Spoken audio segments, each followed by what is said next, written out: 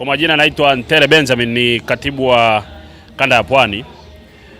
Leo tupo Kibaha na tunao mkutano mkuu wa jimbo la Kibaha, ambapo tunategemea katibu mkuu wa chama Mheshimiwa John Mnyika awe mgeni rasmi. Na huu mkutano mkuu upo kwa mujibu wa katiba ya Chadema, ni mkutano mkuu wa jimbo. Lakini masikitiko yetu makubwa ni kwamba RPC wa mkoa wa Pwani amezuia shughuli halali za chama cha Demokrasia na Maendeleo Chadema kuzindua vizimba 6 vya chama, au kwa maana nyingine ni misingi ya chama. RPC amezuia kuzindua misingi ya chama, ambapo ni kinyume na utaratibu na kanuni ya sheria za vyama vya siasa, kwa sababu huu mkutano ni mkutano wa ndani na hauhitaji kibali cha aina yoyote kutoka jeshi la polisi. Ni mikutano ambayo tunaifanya kwa mujibu wa sheria na ni kwa mujibu wa katiba ya chama chetu. RPC anadai eti kwamba katibu mkuu Mnyika akienda kuzindua vizimba atazungumza. RPC nani aliyemwambia kwamba mtu akizindua vizimba haruhusiwi kuzungumza?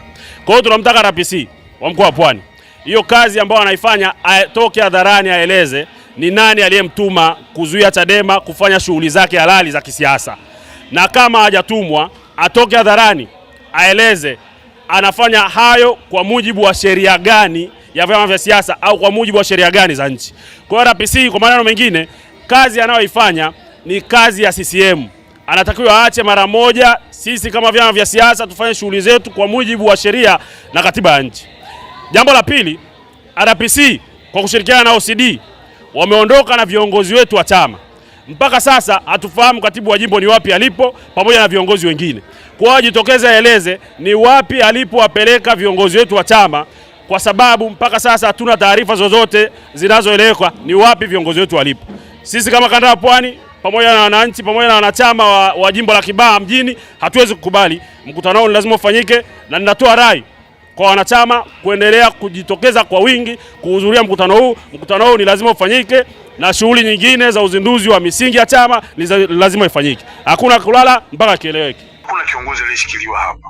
Hebu nenda kituo cha polisi kaangalia kama kuna kiongozi ameshikiliwa. Tuache kutengeneza taharuki. Hizi sio kipindi cha kutengeneza taharuki.